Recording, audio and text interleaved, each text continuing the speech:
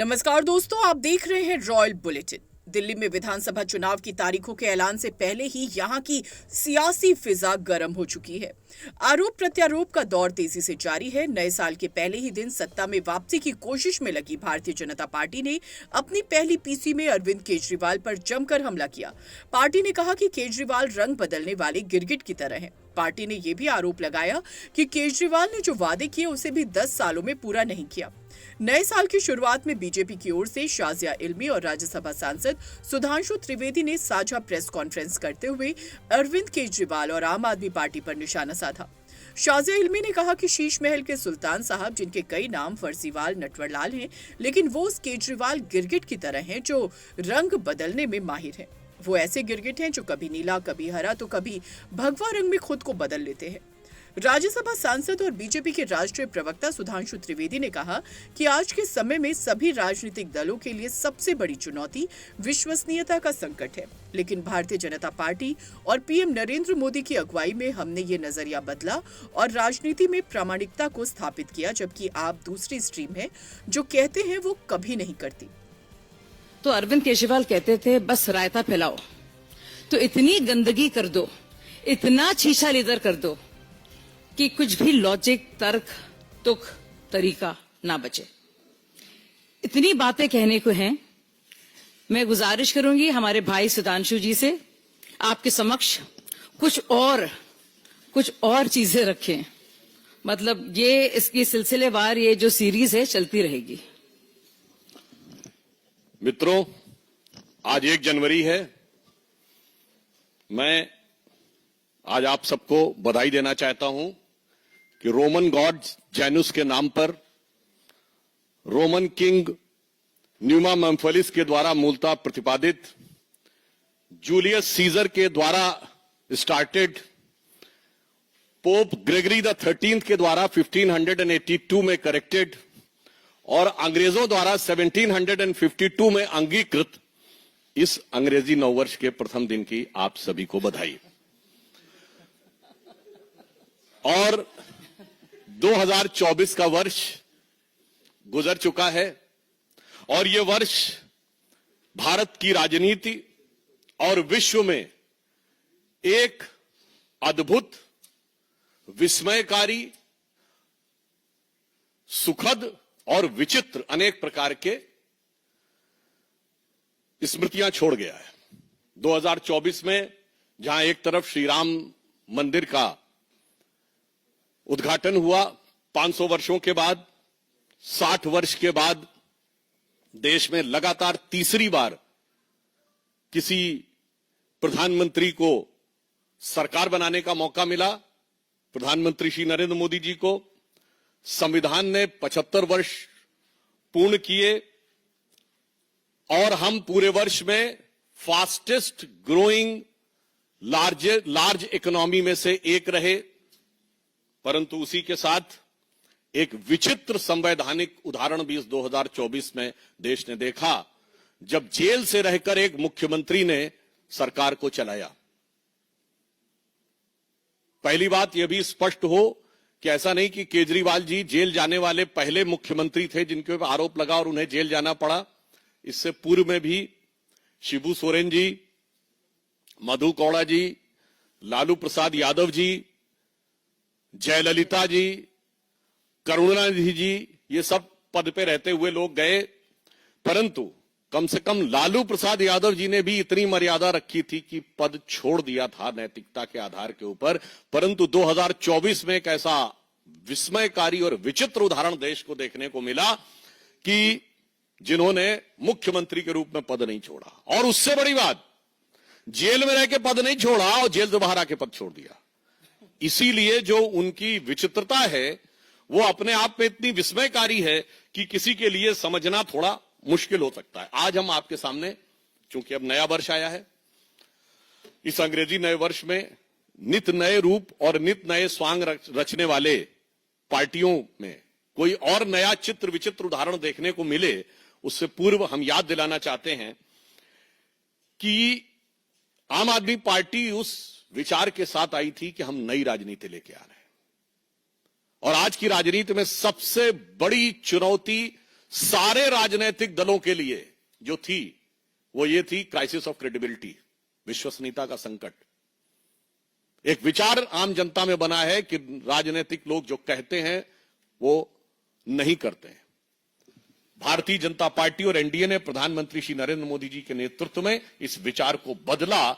हमने राजनीति में प्रामाणिकता को स्थापित किया और आम आदमी पार्टी उसकी दूसरी एक्सट्रीम है, जो कहते हैं वो कभी नहीं करते हैं।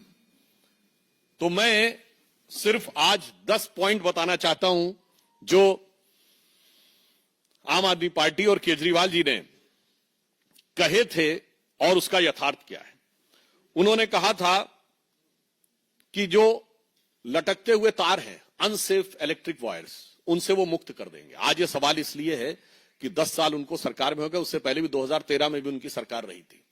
तो 10 साल से अधिक रहने के बाद दिल्ली में लटकते हुए बिजली के तारों की स्थिति यह है कि 26 वर्ष का एक नवयुवक 23 जुलाई 2024 को उन लटकते हुए बिजली के तारों की भेंट चढ़ गया। दूसरा, उन्होंने दावा किया था कि 24 आवर क्लीन ड्रिंकिंग वाटर देंगे। और अभी जब गर्मी आया तो लोगों ने देखा कि उत्तर पश्चिम दिल्ली और बाहरी दिल्ली के क्षेत्रों में किस ढंग से पानी को लेकर हाहाकार था। और पत्रकारों ने भी जाके देखा। चलिए, आप नेताओं की बात पे, राजनीतिक दलों के कार्यकर्ताओं की बात पे विश्वास न करें कि वो उसमें किस प्रकार की दुर्गंध आती थी जिस पानी का प्रयोग करना पड़ता था। फिर इन्होंने कहा वर्ल्ड क्लास एजुकेशन सिस्टम देंगे, यह दावा किया। और इतना ही नहीं, याद करिए, इनके मुंह से निकल गया था दुनिया का सबसे बड़ा अखबार जो है न्यूयॉर्क टाइम्स में छपवाना कितना मुश्किल है। छपवाना शब्द था, कोई जाके उस बाइट को चेक कर सकता है। तो पहले तो पढ़े लिखे मुख्यमंत्री को यह नहीं पता था कि दुनिया का सबसे बड़ा अखबार न्यूयॉर्क टाइम्स नहीं है, दुनिया का सबसे बड़ा अखबार है जापान का यामिनो शिमरी। और अमेरिका का भी सबसे बड़ा न्यूयॉर्क टाइम्स नहीं है, अमेरिका का सबसे बड़ा है यूएसए टुडे। खैर, इस अत्यधिक पढ़े लिखे मुख्यमंत्री को ने कहा छपवाना कितना मुश्किल है। और हकीकत क्या थी कि high court has reprimanded that the flawed education system, और इसमें कई चीजों को लेकर कोर्ट ने अप्रसन्नता जाहिर की। यानी दावा ये और वास्तविकता ये। फिर इन्होंने कहा मेडिकल ट्रीटमेंट को बहुत इंप्रूव करेंगे, और वास्तविकता यह थी कि कोविड के दौरान क्या हाहाकार मचा, और उस हाहाकार के ऊपर ध्यान देने की बजाय प्रचार के ऊपर सारा ध्यान था। आप सबको याद हो कि मोहल्ला क्लिनिकों में जो भ्रष्टाचार की चीजें प्रकाश में आई, जिसमें एक प्रकरण ऐसा था कि एक दिन में 539 लोगों का निस्तारण हुआ, जबकि मोहल्ला क्लिनिक 9 बजे से लेके 1 बजे तक 4 घंटे में चलती है। 240 मिनट में 539 लोगों का निस्तारण, मतलब 20 सेकंड के अंदर डॉक्टर ने मरीज को देख भी लिया, असेसमेंट कर भी दिया, पर्चा लिख भी दिया और दवा मिल भी गई। और कौन सी ऐसी मोहल्ला क्लिनिक थी जिसकी इतनी कैपेसिटी थी कि सीसीटीवी फुटेज दिखा जाए कि 539 लोग आके कहां खड़े हो गए थे। यह यथार्थ था। उसके बाद उन्होंने कहा पोल्यूशन फ्री एनवायरनमेंट देंगे।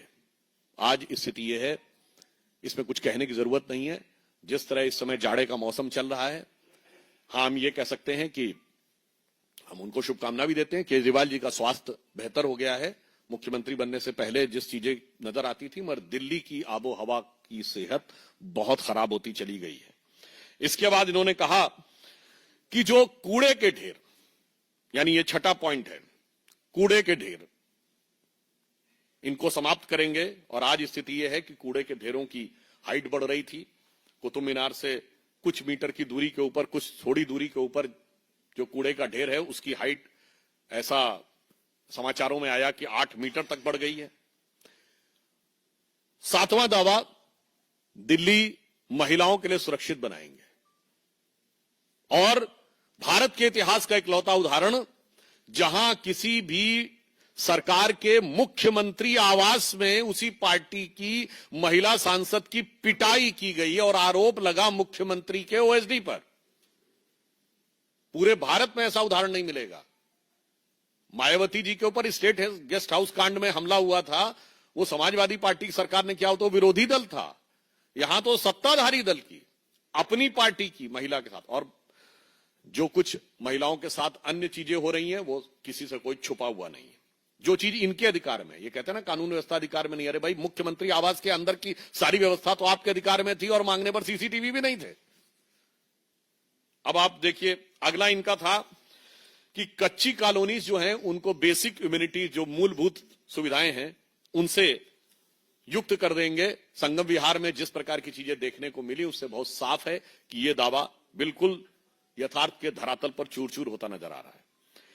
फिर इन्होंने ये कहा था कि जो झुग्गी झोपड़ी के में रहने वाले लोग हैं उनको स्थायी आवास देंगे। आज 1 दशक पूरा होने के बाद भी ये दावा सिर्फ हवाई दावा है, जबकि प्रधानमंत्री जी के प्रेरणा से चलने वाली योजना में 3024 फ्लैट्स अब तक कालकाजी एरिया में झुग्गी झोपड़ी के लोगों को दिए जा चुके हैं। हम जो कहते हैं वो करते हैं और जो वो कहते हैं वो कभी नहीं करते। अब यमुना की सफाई, आप सभी को पता है, उनका वीडियो भी अवेलेबल है कि यमुना की सफाई कैसी करेंगे कि वो नहा के दिखा देंगे। और आज स्थिति है कि वो पास जाने में भी हिचकते हैं। यमुना की झाग वाली फोटोएं आप सबने देखी। अतः ये 10 पॉइंट हैं जो हम लोगों ने कहे कि केजरीवाल जी के दावे। 1, बिजली के तार, दूसरा क्लीन ड्रिंकिंग वाटर, तीसरा वर्ल्ड क्लास एजुकेशन सिस्टम, चौथा स्वास्थ्य की बेहतर सुविधाएं, 5वां पर्यावरण प्रदूषण, 6ठा गंदगी के ढेर, 7वां महिला सुरक्षा, 8वां कच्ची कॉलोनियों में बेसिक फैसिलिटीज और 9वां झुग्गी झोपड़ी के लोगों को मकान और 10वां यमुना की सफाई। ये तो नहीं किया, मगर काम ऐसे अद्भुत किए हैं कि भारत की राजनीति में उदाहरण न मिले। देखिए नई राजनीति के लिए जो लोग आए थे इन्होंने एक ऐसा उदाहरण दिया कि इनकी सरकार के मंत्री तो जेल में रहे, मंत्रियों को आपने बहुतों को देखा होगा, इनके पार्टी और सदन में टॉप पद पर बैठा हुआ हर व्यक्ति किसी न किसी भ्रष्टाचार के आरोप में जेल गया। मुख्यमंत्री के रूप में केजरीवाल जी, उप मुख्यमंत्री के रूप में सिसोदिया जी और संसद में इनके नेता सदन संजय सिंह जी। सोचिए, deputy CM, CM and leader of the house in leader of the party in parliament, तीनों। अच्छा, और देखिए अलग अलग प्रकार के आरोप, ऐसे आपने विविधतापूर्ण भ्रष्टाचार कभी नहीं देखा होगा। ये तीनों शराब के घोटाले में गए तो स्वास्थ्य मंत्री सत्येंद्र जैन जी हवाला के मामले में, अमानतुल्लाह खां वक्फ बोर्ड में घोटाला करने के मामले में, तो अभी अभी इनके एक नरेश बालियान जी माफिया के साथ लिंक के मामले में, तो बहुत पहले इनके एक मिस्टर तोमर थे जो फर्जी डिग्री के मामले में, और यहां तक कि इनके एक विधायक के ऊपर यह भी आरोप था, उनकी पत्नी ने आरोप लगाया, हम नहीं कह रहे हैं कि वो अपने कुत्ते से कटवाते थे। तो मुझे लगता है कि इतने प्रकार के विविधतापूर्ण भ्रष्टाचार के आरोप इतने कम कालखंड में किसी पॉलिटिकल पार्टी में नहीं लगे होंगे, जिसका उदाहरण आम आदमी पार्टी ने प्रस्तुत किया है। और पंजाब में इनके 2 मिनिस्टर जो हैं वो आरोपित हो चुके हैं और मुख्यमंत्री के ओएसडी के ऊपर अपनी पार्टी की सांसद के साथ मारपीट का उदाहरण आपको खूब सर्च करिएगा, मुझे लगता है भारत के इतिहास में नहीं मिलेगा। इसलिए हम बहुत साफ साफ ये बात कहना चाहते हैं कि दिल्ली की जनता अब नित बदलते हुए इस स्वांग को पूरी तरीके से समझ चुकी है और इसलिए मैं एक पंक्ति में कहना चाहूंगा आम आदमी पार्टी के लिए और उनके संयोजक केजरीवाल जी जो कवच ला रहे हैं, वो कवच में तो लगता प्लास्टिक के बराबर भी स्ट्रेंथ नहीं है। और आप यह भी बात समझिए कि नई राजनीति क्या है, नई राजनीति नहीं है, वही पुरानी कांग्रेस वाली राजनीति है। वहां सुपर पीएम सुनते थे, यहां सुपर सीएम है। वहां भी प्रधानमंत्री कार्यालय से सत्ता नहीं चलती थी, यहां मुख्यमंत्री कार्यालय से नहीं चलती है।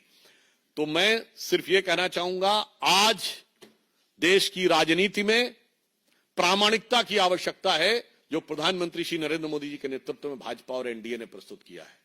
आज भारत की राजनीति में अविश्वसनीयता का प्रमाण केजरीवाल जी के नेतृत्व में आम आदमी पार्टी है। तो उनके लिए एक पंक्ति कहना चाहूंगा कि चंद बातें करना और मुतमई होना नहीं अच्छा, सियासत आखिरी दम तक सभी को आजमाती है, बहुत गलती की गुंजाइश नहीं होती सियासत में, जरा किरदार हल्का हो कहानी डूब जाती है।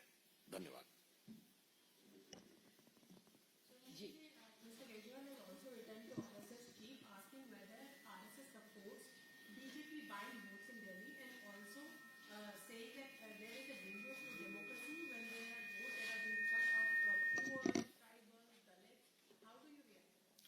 मुझे लगता है मीडिया में बने रहने की छटपटाहट और बौखलाहट में वो ये भी नहीं ध्यान रखते जो सरकारी आदेश के द्वारा मुफ्त में दारू बिकवाते हैं, मतलब एक पौवे के बदले दूसरा पौवा फ्री देने वाले आज कह रहे हैं कि ये बांटा जा रहा वो बांटा जा रहा। मुझे लगता है ये केवल मीडिया का ध्यान आकर्षित करने के अलावा और कुछ नहीं। और मैं उनसे कहना चाहता हूं, संघ को लिखिए नहीं, संघ से सीखिए।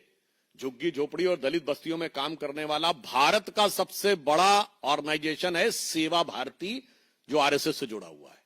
तो सेवा का भाव सीखिए, सियासत की चाल छोड़िए।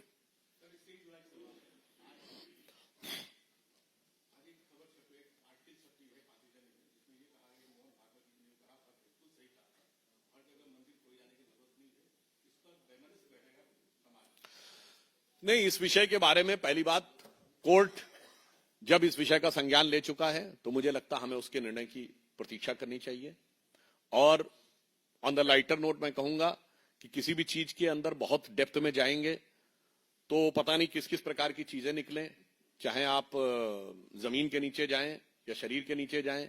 जो वो पुराने जमाने में था ना, एक पुरानी फिल्म थी ना, अमर अकबर एंथोनी, तो बस डर ये रहता है कि जब फिल्म खत्म होगी तो तीनों का बाप किशन लाल निकल आएगा, तो वो भी एक भय रहता। मगर फिलहाल कोर्ट ने निर्णय दे दिया है, इसलिए हम लोगों को कोर्ट के निर्णय की प्रतीक्षा करनी चाहिए।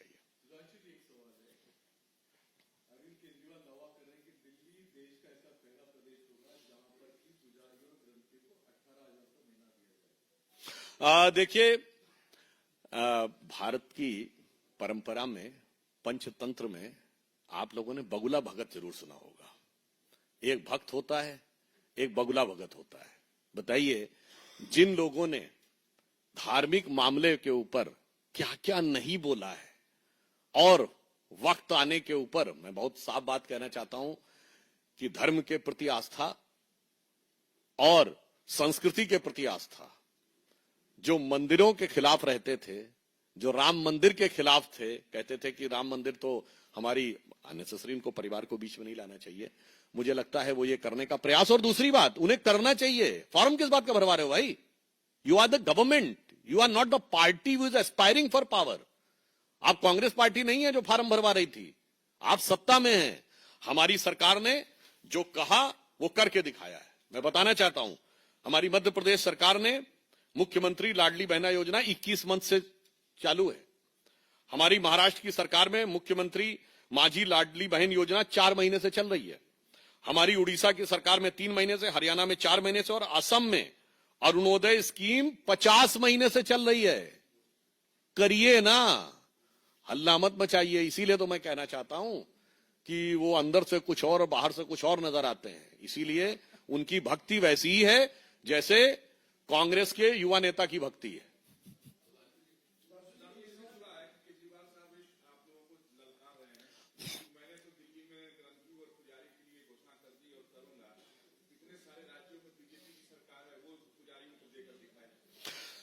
देखिए, एक बात मैं कहना चाहूंगा, पहली बात तो उन्हें करना चाहिए। दूसरा, हम ये कहना चाहेंगे, यहां पर बात सिर्फ पैसे की नहीं, बात तो सम्मान की भी है।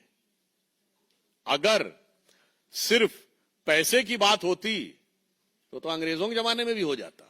बात मान सम्मान स्वाभिमान की है। यदि कोई व्यक्ति, ये वैसे ही हैं जिनके अंदर भक्ति नहीं है और पूजा की पुजारियों को देने की बात करते हैं, जैसे ये वो लोग हैं जो बगैर रोजा रखे रोजा अफ्तार करते हैं।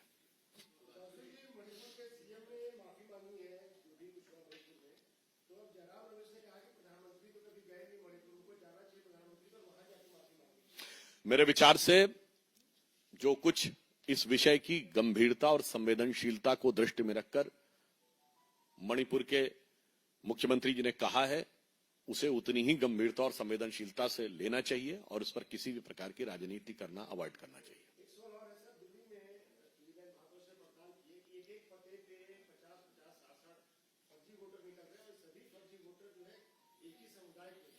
देखिए, बहुत बड़ी चुनौती है, बड़े शहरों में विशेषकर होता है। दिल्ली चूंकि देश की राजधानी है, तो जो घुसपैठिए आकर सेटल हो रहे हैं, यदि इनकी जांच हो तो इससे किसको परेशानी हो रही है, ये सहज समझा जा सकता है।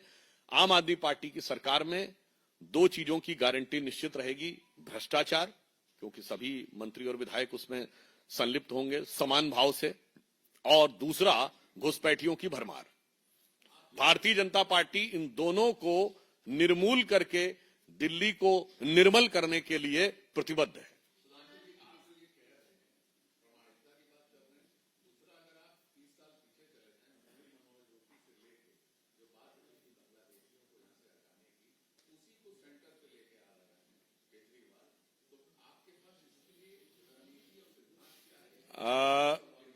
देखिए, हम उसको आइडेंटिफाई करके कार्य कर रहे हैं, मगर मैं पूछना चाहता हूं, वो पार्टियां जिन्होंने सीएए पारित किया भारत सरकार का, उसके विरुद्ध विधानसभाओं से प्रस्ताव पारित कर दिया, वो आकर जब आज ये बातें करती हैं तो मुझे लगता है कि कौन चेहरा है और क्या मुखौटा है देश की जनता समझती है। धन्यवाद।